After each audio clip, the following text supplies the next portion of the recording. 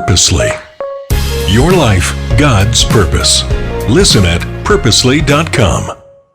How do you get to heaven? Do I really have to read the Bible? How do I pray? Did Jesus really walk on water?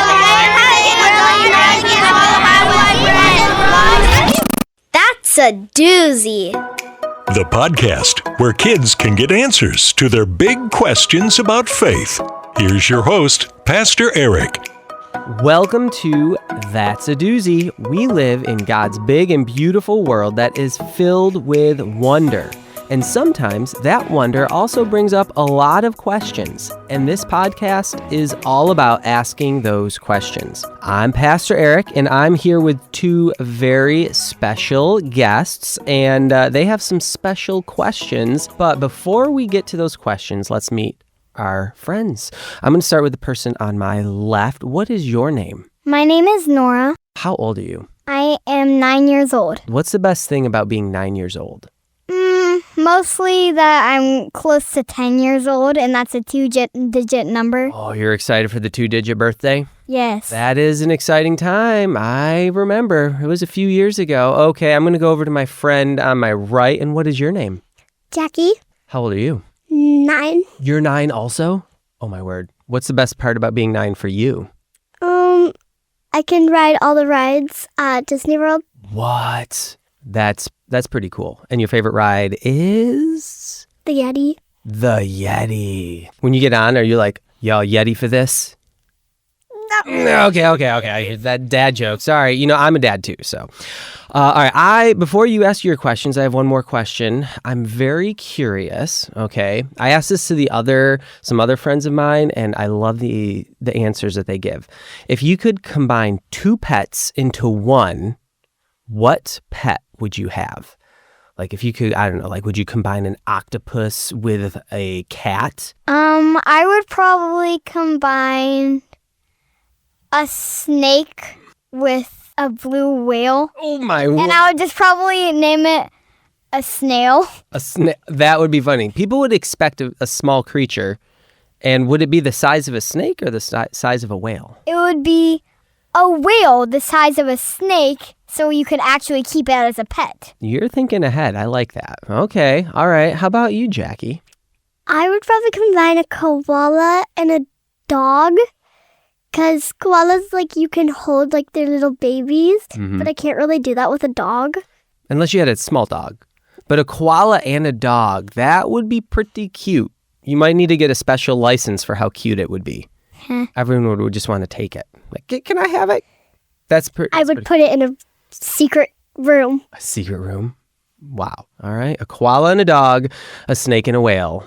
Maybe one day you can draw those pictures and see what it would look like. I'm going to do that. I like it. Okay. Well, I heard that you have some big questions. Is that true? Yes. Okay. Would one of you like to go first? Jackie, why don't you go first? Okay. Well, look at that. Jackie, would you like to go first? Sure. Okay. I like that. All right. What is your question? If God loves us, why would he make stuff like cancer?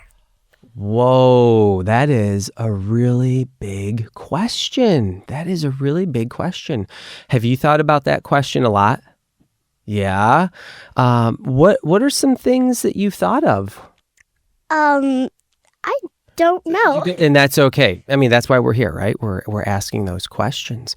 Why did God allow things like cancer? And there's a lot of other sad and bad things that happen in our world, right? And if God loves us, why would he do that? Well, you know, we can answer that. I always like to start at the very beginning. And if we're going to look at the Bible, where is the very beginning? Do you know? Genesis, that's right, which means the beginning, right? And in Genesis, God creates a beautiful universe and a beautiful world, and he makes this really cool place for Adam and Eve. What is that place? The Garden of Eden. Do either of you like to garden?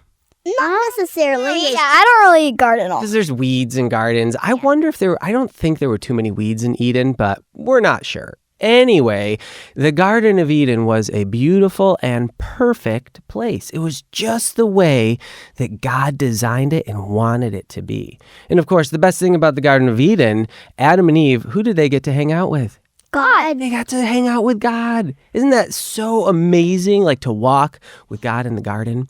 And God created this world for Adam and Eve and for people to have a relationship with him. And it was perfect.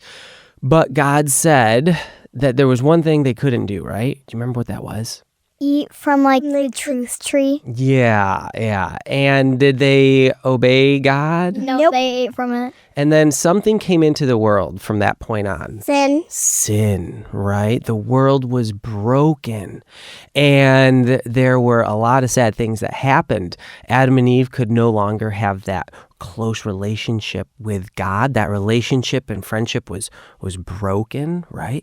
But then other things happened and the world was broken. Remember how it said that there would be thorns when they worked and that for women when they would have babies there would be pain, and the world was no longer the perfect way that God designed it to be. And it wasn't that God wanted that to happen, but sin entered into the world.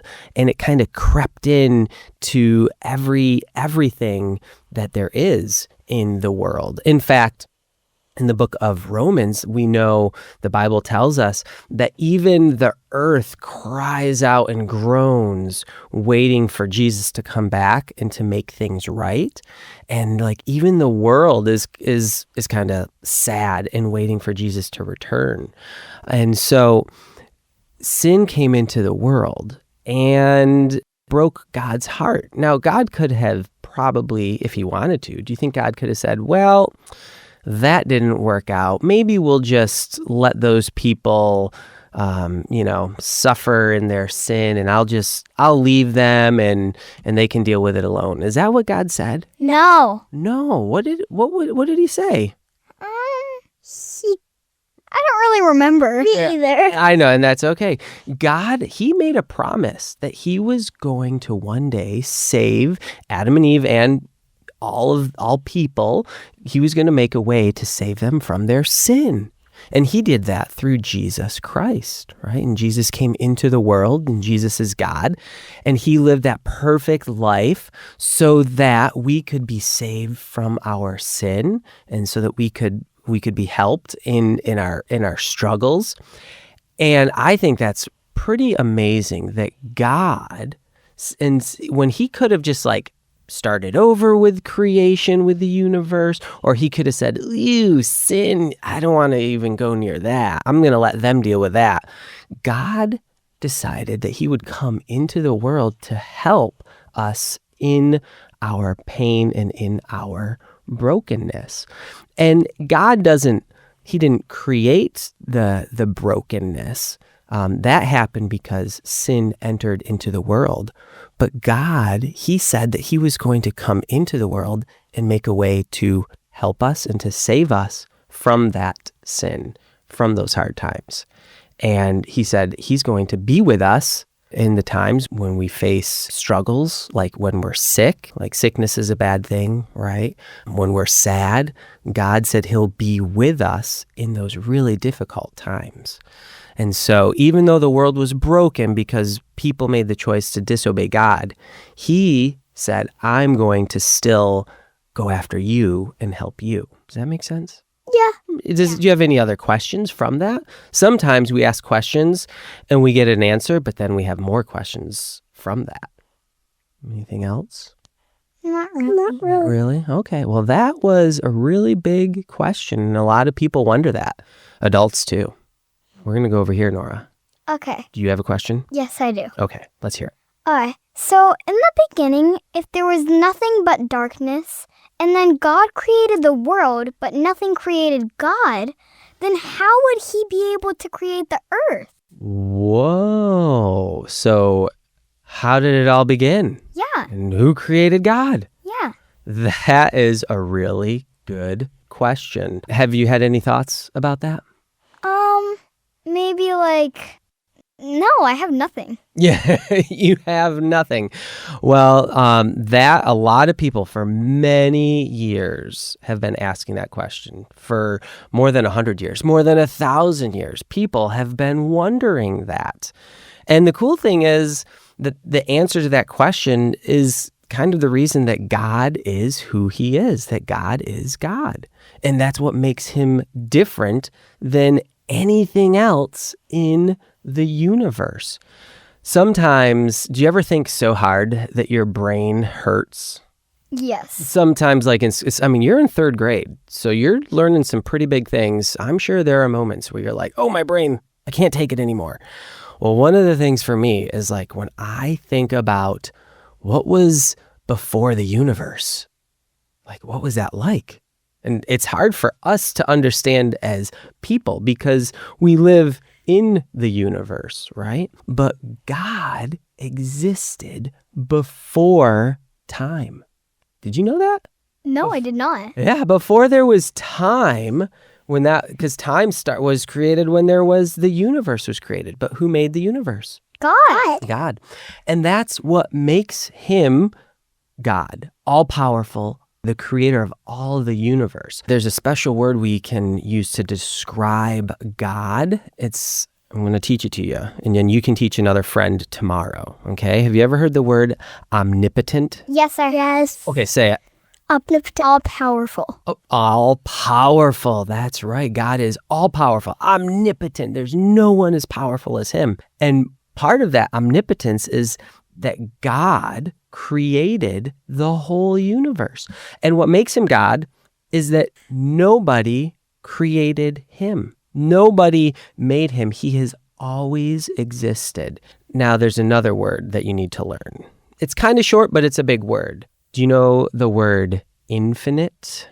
Yes. Okay, say it. Infinite is like it goes on and on. It goes on and on forever. It has no end. Yeah. No end. And God is infinite. All right? He goes on forever. He has no end. And that includes time, right? But are we, as people, are we infinite? No. No. In fact, I bet, do you have a birthday? Yes, I do. You do? Do you have a birthday? Okay, you both have birthdays. Good. I just wanted to make sure. So you have birthdays, right? And do we live on this earth forever? No, we don't. No, we don't, right? So we as people, we have a beginning and we have an end. We are not infinite. We are, it's kind of a silly word. We are finite.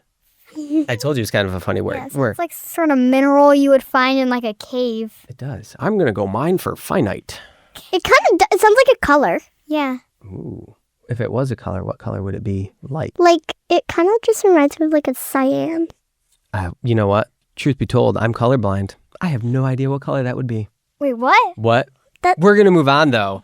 All right. So we'll talk about that later. Anyway, so we have a beginning. We have an end. We're not infinite. We're finite. But God is infinite.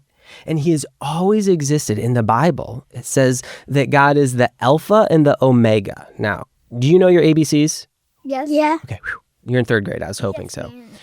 Do you know what's the first letter of the alphabet? A. And the last letter? Z. Okay, well, in Greek, the first letter is Alpha. And the last letter is Omega. And so when in the Bible it talks about God being the Alpha and the Omega, why is it talking about the alphabet? What do you think? Because the alphabet goes on and on. Close. I like where you're going. Because the Alpha and the Omega, God is the beginning and the end. He made everything, and he has always existed. So God is infinite. He's beyond time, and he's the one person who existed, and nothing created him or made him, but he made everything. So he practically made himself? Well, this is where our minds, it's hard to comprehend because it's hard to understand, but he didn't create himself. He always existed. That's how big and amazing our God is. Wow, I should ask him about that when I get to heaven. That sounds really hard. I know I couldn't do it, but that's because I'm finite. What color did you say that was? Like cyan. Cyan. I like that. I'm going to try to remember that. Well, I want to thank our guests for their amazing questions, and I also want to thank everyone for listening. If you are listening and you like this episode, be sure to rate us on any of your favorite podcast platforms.